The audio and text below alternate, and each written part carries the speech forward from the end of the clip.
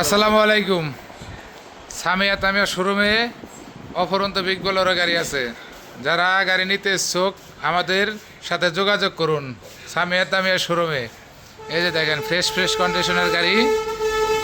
আর আমাদের ভিডিওটা পাইতে হলে ফেসবুক ফলো দিতে হবে, বেশি বেশি শেয়ার করতে হবে, আর ইউটিউব চ্যানেল সাবস্ক্রাইব করে রাখতে হবে।